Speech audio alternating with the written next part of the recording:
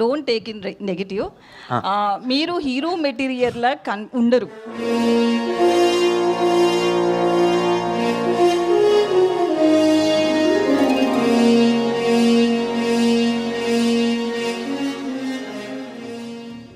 നിങ്ങളിപ്പോൾ കണ്ട ആരും വെളുത്ത് 6 അടി പൊക്കത്തിൽ 6 പാക്ക് ഒക്കെ ഉള്ള ആൾക്കാരല്ല. ഇതിൽ ഈ കാണുന്ന 3 പേർക്ക് വേറൊരു പ്രത്യേകത കൂടിയുണ്ട്. ഇതൊക്കെ ഉള്ള ആൾക്കാർ ഇവരുടെ ജനറേഷനിൽ ഉണ്ടായിരുന്നിട്ടും അവരെക്കാളും സ്റ്റാർഡവും ഫാൻ പവർ ഉള്ളത് ഇവർക്കാണ്.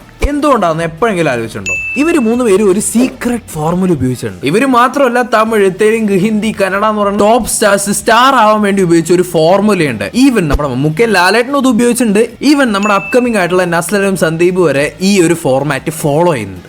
ചിലപ്പോ ഇത് നിങ്ങൾക്ക് ഉപകാരപ്പെടും. ഈ അടുത്ത് പ്രദീപ് രംഗനാഥന്റെ ഡൂഡ് എന്ന് പറയുന്ന പടത്തിന്റെ തെലുങ്ക് ഓഡിയോ ലോഞ്ചിന്റെ ടൈമില് ഒരു ജേർണലിസ്റ്റ് പുള്ളിക്കാരനോട് ഒരു കാര്യം പറഞ്ഞു, you are not a hero material എന്ന്. അപ്പോഴാണ് ഞാനൊരു കാര്യം ആലോചിച്ചത്. ഇന്ത്യയിൽ പൊതുവെ ആണിനായാലും പെണ്ണിനായാലും ഒരു ബ്യൂട്ടി സ്റ്റാൻഡേർഡ് ഉണ്ട്. വെളുത്ത നിറം, മാറടി പൊക്കം, മൊത്ത ശരീരം, അങ്ങനെ ലിസ്റ്റ് നീളും. ഇതൊന്നും പ്രദീപ് രംഗനാഥന് ഇല്ല. പക്ഷേ പുള്ളിയുടെ ആ ഒരു ജനറേഷനിലെ ആക്ടേഴ്സിൽ പുള്ളിക്കാണ് ഏറ്റവും വലിയ സ്റ്റാർഡ് ഉള്ളത്. ഫസ്റ്റ് പടം 100 crore അടിച്ചു, രണ്ടാമത്തെ പടം 100 crore അടിച്ചു, മൂന്നാമത്തെ പടമായിട്ടുള്ള ഡൂഡ് മിക്സഡ് റിവ്യൂ വന്നിട്ടും 100 കോടി കയറി. അപ്പോഴാണ് ഒരു കാര്യം സ്ട്രൈക്ക് ചെയ്തത്. ഇതുപോലെ തന്നെയാണ് തളപതി വിജയും രജനീകാന്തും. ഇന്ത്യയിൽ ആ നിൽക്കുന്ന ആ ഒരു ബ്യൂട്ടി സ്റ്റാൻഡേർഡിൽ ഒന്നുപോലും ഇവർക്ക് ഇല്ല.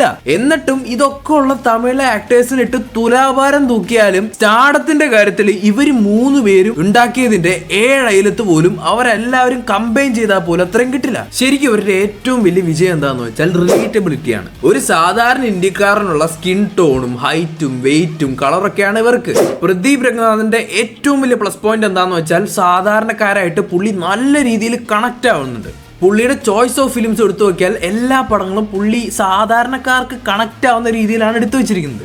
യെസ്, എക്സ്ട്രാ ഓർഡിനറി ആയിട്ട് എന്തെങ്കിലുമൊക്കെ പടത്തിലുണ്ടാവും, പക്ഷെ ആ കഥയും ആ ക്യാരക്ടേഴ്സും ഒക്കെ വളരെ കണക്റ്റഡ് ആവും ഒരു സാധാരണ ഓഡിയൻസിന്. അപ്പൊ വിജയ് രജനീകാന്ത് എങ്ങനെ സൂപ്പർ സ്റ്റാർ ആയി? മാസ് പടങ്ങൾ ചെയ്യുന്നതിനേക്കാൾ മുമ്പ് അവർ ഇതുപോലത്തെ സാധാരണക്കാർക്ക് കണക്ട് ആവുന്ന പടങ്ങളാണ് ചെയ്തുകൊണ്ടിരുന്നത്. വിജയുടെ കാര്യം നമുക്ക് പിന്നെ അറിയായിരിക്കും. തുള്ളാതെ മനം തുള്ളുന്ന പോലത്തെ കുറെ പടങ്ങളുണ്ട്. പക്ഷേ രജനീകാന്ത് പണ്ട് സാധാരണ റോൾസ്, അതും വില്ലർ റോൾസ് ഒക്കെ ചെയ്ത് പിന്നെ മുള്ളും മലരും എന്ന് പറയുന്ന ഒരു പടമുണ്ട്, അതിലത്തൊക്കെ സാധാരണ റോൾസ് ഒക്കെ ചെയ്തിട്ടാണ് പുള്ളി കയറി വന്നത്. പക്ഷെ രജനീകാന്ത് ആയിക്കോട്ടെ, വിജയ് ആയിക്കോട്ടെ, പ്രദീപ് ആയിക്കോട്ടെ, ആരും ആയിക്കോട്ടെ, ഇപ്പൊ ടോപ്പ് സ്റ്റാർസ് ആയിട്ട് നിൽക്കുന്ന എല്ലാവരും ഒരു കോമൺ പാറ്റേൺ ഫോളോ ചെയ്തിട്ടാണ് ഇപ്പൊ സ്റ്റാർസ് ആയത്. സിനിമയിൽ ഒരു സൂപ്പർ സ്റ്റാർ ആവുന്നതിനുള്ള ഒരു സൂപ്പർ ഫോർമുല എന്ന് വേണമെങ്കിൽ അതിനെ പറയാം. ആദ്യം തന്നെ ഇതിന് 3 ഫേസ് ആണുള്ളത്. ലാസ്റ്റ് വരെ എന്നാൽ ഞാനൊരു എക്സ്ട്രാ പോയിന്റും കൂടി പറയാം. ഫേസ് 1, ഈ ഫേസ് ആണ് ഒരു ആക്ടറിന്റെ ഏറ്റവും ബിഗിനിങ് സ്റ്റേജ്. ആദ്യം തന്നെ ഇവരെല്ലാവരും ചെയ്യുന്ന പരിപാടിയാണ് റിലേറ്റബിൾ ആവുക. ഇതിനു വേണ്ടി സ്റ്റാർസ് ചെയ്യുന്ന പരിപാടി എന്താണെന്ന് വെച്ചാൽ സാധാരണക്കാരനായിട്ടുള്ള ലവർ ബോയ്, കോമഡി, ഇങ്ങനത്തെ കുറെ ക്യാരക്ടേഴ്സ് ചെയ്യും. കൂടുതലും റൊമാൻറ്റിക് പടങ്ങൾ ചെയ്താൽ ഇത് വർക്കൗട്ട് ആവാൻ ചാൻസ് ഉണ്ട്. നമ്മുടെ വിജയണ്ണന്റെ തുള്ളാതെ മണം തുള്ളും, ലവ് ടുഡേ പോലത്തെ കുറെ പടങ്ങളുണ്ട്. പിന്നെ നമ്മുടെ സന്ദീപ് ആയിക്കോട്ടെ, നസ്ലൻ ആയിക്കോട്ടെ, ഈ ഒരു ഫേസ് ഏകദേശം കഴിഞ്ഞു. അവരെ ഏറ്റവും കൂടുതൽ റൊമാൻറ്റിക് ആൻഡ് കോമഡി റോൾസ് ആണ് കൈകാര്യം ചെയ്തിട്ടുള്ളത്. പക്ഷേ ഇതിൽ ആ റോൾസ് തന്നെ ചെയ്യണമെന്ന് ഒരു നിർബന്ധവുമില്ല. ഇപ്പൊ ലാലേട്ടനെയും രജനീകാന്തിനെയും ഒക്കെ നോക്കിയാൽ അവർ വില്ലന്മാരായിട്ടാണ് കയറി വന്നത്. പക്ഷേ പതുക്കെ അവർ കോമഡി റോൾസ്, റൊമാൻറ്റിക് റോൾസ്, അങ്ങനത്തെ കുറെ സാധനങ്ങൾ ചെയ്തിട്ടുണ്ട്. ശരിക്കും റിലേറ്റബിലിറ്റി ഇതിന്റെ ഒരു ഫാക്ടറാണ്. പക്ഷെ അതിന് മുമ്പ് ഒരു ആക്ടറിന്റെ മുഖം, അതായത് നമ്മുടെ മുഖം എല്ലാവരിലും എത്തണം. ഇത് അയാളല്ലേ എന്ന് പറയണം. ഈ ഫേസിന്റെ ഒരു ലക്ഷ്യം എന്ന് പറഞ്ഞാൽ കൂടുതൽ നമ്മളെ ആൾക്കാരുടെ ഇടയിൽ ഫെമിലിയർ ആക്കുക, നമ്മളെ ആൾക്കാർക്ക് ഇഷ്ടപ്പെടുത്തുക എന്നുള്ളതാണ്. ഇനിയാണ് ഫേസ് 2. ആസ് ആൻ ആക്ടർ ഇത് ഏറ്റവും ക്രൂഷ്യൽ ആയിട്ടുള്ള ഒരു പീരീഡ് ആണ്. ഈ ഫേസ് സക്സസ് ആവുന്ന പോലെ ഇരിക്കും നമ്മൾ ഒരു സ്റ്റാർ ആവോ ഇല്ലയോ എന്നുള്ളത്. ഇതാണ് ഇവരുടെ ട്രാൻസിഷൻ പീരീഡ്. അത്രയും നാൾ വരെ കോമഡി, റൊമാൻസ്, റിലേറ്റബിൾ ആയിട്ടുള്ള റോൾസ്, കഥകൾ എന്നൊക്കെ പറഞ്ഞു നടന്ന ആൾക്കാർ പതുക്കെ ട്രാക്ക് മാറ്റാൻ തുടങ്ങും. ആക്ഷൻ ജോൺറ ഇങ്ങനെ ഇൻസേർട്ട് ചെയ്യാൻ തുടങ്ങും. ഭയങ്കര വലിയ സഡൻ ചേഞ്ച് ആയിരിക്കില്ല, പതുക്കെ ആൾക്കാർ ഇത് ഇൻജെക്ട് ചെയ്യുള്ളൂ. നമ്മുടെ ലാലേട്ടന്റെ കാര്യം പറയുകയാണെങ്കിൽ രാജാവിന്റെ മകനാണ് ആ ഒരു ടേണിംഗ് പോയിന്റ്. നമ്മൾ ഇന്ന് കാണുന്ന തളപതി വിജയ് എന്ന് പറഞ്ഞാൽ ആ വിജയ് ഉണ്ടായത് തിരുമല എന്ന് പറയുന്ന ആ ഒറ്റ പടം കൊണ്ടാണ്. അവിടെ നിന്നാണ് ആ ടേണിംഗ് പോയിന്റ് തുടങ്ങിയത്. ഈ ഒരു ഫേസിൽ ആസ് ആൻ ആക്ടർ അവരെ ഇതുവരെ കാണാത്ത ഒരു രൂപത്തിലായിരിക്കും നമ്മൾ കാണാൻ തുടങ്ങുന്നത്. ഇവിടെ നിന്നാണ് ഇവർക്ക് പതുക്കെ മാസ് ബിൽഡ് ചെയ്യുന്നത്. സ്ക്രീൻ പ്രസൻസ് എന്ന് പറയുന്ന ഒരു സംഭവം ഇവർ ബിൽഡ് ചെയ്തെടുക്കുന്നത് ഇവിടെ നിന്നാണ്. പിന്നെ ആക്ഷൻ, ഡാൻസ് എന്നും പറഞ്ഞ് ഇവർ നല്ല രീതിയിൽ കഷ്ടപ്പെട്ട് പടങ്ങൾ ചെയ്തുകൊണ്ടിരിക്കും. ഞാൻ നേരത്തെ പറഞ്ഞ പോലെ നസ്ലനും സന്ദീപും ഒക്കെ ഈ ഒരു ഫേസിലേക്കാണ് ഇങ്ങനെ വന്നുകൊണ്ടിരിക്കുന്നത്. കാരണം ഇത്രയും നാൾ അവർ സാധാരണ റൊമാൻറ്റിക് കോമഡി അങ്ങനത്തെ രീതിയിലൊക്കെ പോയിട്ട് പതുക്കെ ഇപ്പോൾ ട്രാക്ക് ഇങ്ങനെ ചേഞ്ച് ചെയ്തുകൊണ്ടിരിക്കുകയാണ്. പതുക്കെ അവർ ആക്ഷനിലേക്കും കടന്നു വരുന്നുണ്ട്. ലോകയൊക്കെ വളരെ നല്ല എക്സാമ്പിളാണ്. പിന്നെ സന്ദീപിന്റെ കാര്യം പറയേണ്ട ആവശ്യമില്ല. പടക്കളം കഴിഞ്ഞപ്പോൾ എത്ര വലിയ റെസ്പോൺസ് ഉണ്ടായതെന്ന് നമുക്കറിയാം. ഫേസ് 3 ഇതിൽ ഏകദേശം അവർ എസ്റ്റാബ്ലിഷ്ഡ് ആയിട്ടുള്ള സ്റ്റാർ ആയി കാണും. പക്ഷെ ഈ സ്റ്റാർഡത്തിൽ നിന്ന് സൂപ്പർ സ്റ്റാർഡത്തിലേക്ക് പോകണം. അപ്പോൾ ഫേസ് 1 നടന്നതിന്റെ ഓപ്പോസിറ്റ് ആയിട്ട് കുറേ കാര്യങ്ങൾ നടക്കും. Phase 1 maximum interviews, promotion, social media അങ്ങനെ എല്ലാ രീതിയിലും നമ്മൾ നിറഞ്ഞു നിന്ന് മാക്സിമം ആൾക്കാരുടെ മനസ്സിൽ നമ്മുടെ ഫേസ് പതിയണം, എല്ലാവർക്കും എന്നെ ഇഷ്ടമാണെന്നുള്ള രീതിയിൽ നിന്ന ആൾക്കാർ പതുക്കെ ഈ പരിപാടി കുറയ്ക്കാൻ തുടങ്ങും. എക്സ്ക്ലൂസിവിറ്റി പതുക്കെ ഇവരൊന്നും അങ്ങനെ കാണാൻ പറ്റാതാവും. അതായത് ഇന്റർവ്യൂസോ സോഷ്യൽ മീഡിയ അങ്ങനെ ഒന്നുമില്ലാതെ പതുക്കെ ഇവർ ഒതുങ്ങി നിൽക്കും. കാരണം എന്താണെന്ന് വെച്ചാൽ അവർ ആ ഒരു സെൽഫ് ബ്രാൻഡിനെ ഒരു പ്രീമിയം ബ്രാൻഡാക്കി മാറ്റിക്കൊണ്ടിരിക്കുകയായിരിക്കും. ഇപ്പൊ നമുക്ക് എല്ലാവർക്കും എപ്പോഴും കിട്ടുന്ന ഒരു സാധനം ഒട്ടും വിലയുണ്ടാവില്ല. പക്ഷെ നമുക്ക് വല്ലപ്പോഴും കിട്ടുന്ന ഒരു സംഭവത്തിനൊക്കെ ഭയങ്കര വിലയായിരിക്കും. കൈൻഡ് ഓഫ് ലൈക്ക് ഒരു ഡ്രഗ് പോലെ എന്ന് വേണമെങ്കിൽ പറയാം. ഇപ്പൊ ഒരു ഡ്രഗ് ഡീലർ എന്താ ചെയ്യാന്ന് വെച്ചാൽ ഒരാൾ അഡിക്റ്റ് ആവുന്ന വരെ അയാൾക്ക് മാക്സിമം അൺലിമിറ്റഡ് ആയിട്ട് സാധനം ഒപ്പിച്ചു കൊടുക്കുക. എന്നിട്ട് ഒരു പോയിന്റിൽ എത്തുമ്പോൾ നിർത്തും. അപ്പൊ പുള്ളിക്കാരൻ അത് വേണം തോന്നും.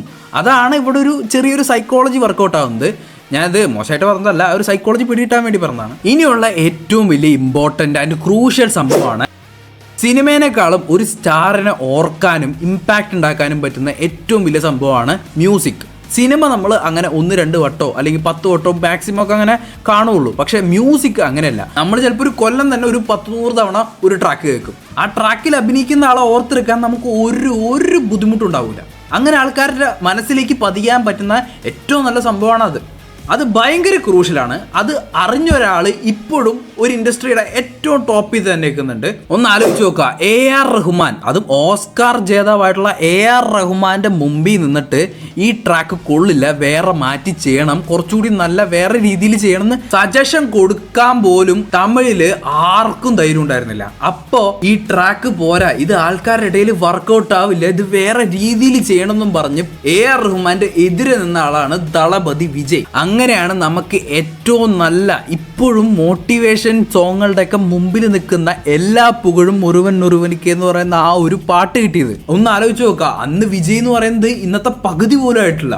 ആ ടൈമിൽ അപ്പോഴും തമിഴിൽ ടോപ്പ് സ്റ്റാർസ് രജനി, കമലൊക്കെ ആയിരുന്നു. കാരണം പുള്ളിക്കറിയാം മൂവിനേക്കാളും കൂടുതൽ വർക്കൗട്ട് ആവേണ്ടത് മ്യൂസിക് ആണെന്ന്. പക്ഷേ ഇതൊക്കെ ഞാൻ ഈ പറഞ്ഞ എല്ലാ സംഭവവും പ്രൂവൺ ആണ്, വർക്കൗട്ട് ആയിട്ടുള്ള കാര്യങ്ങളാണ്, ഈ ഫേസും ഫോർമുലയും ഒക്കെ.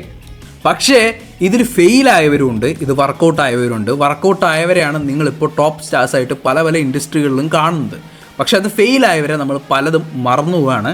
ഈ ഒരു സംഭവം വർക്കൗട്ട് ആവണമെങ്കിൽ ഒരുപാട് കാര്യങ്ങൾ ഒരുമിച്ച് വരണം. ഒന്നാമത് ഹാർഡ് വർക്ക്, പിന്നെ സ്മാർട്ട് വർക്ക്, അതിൻ്റെ ഒപ്പം തന്നെ ലക്കും വേണം. ഇതൊക്കെ ഒത്തു വന്നാലേ നമ്മൾ പറയുന്ന ആ ഒരു രീതിയിലുള്ള സൂപ്പർ സ്റ്റാർ ആയിട്ട് നമ്മൾ മാറുള്ളൂ. ആൻഡ് KGF പറയുന്ന പോലെ കഷ്ടപ്പെട്ട് ഇതിഹാസം സൃഷ്ടിക്കാനാവില്ല. ആവുന്ന ഇതിഹാസം സൃഷ്ടിച്ച് ബ്ലൂ പ്രിന്റ് എടുക്കാനും ആവില്ല. അതിന് ഒരു തീപ്പൊരി വേണം.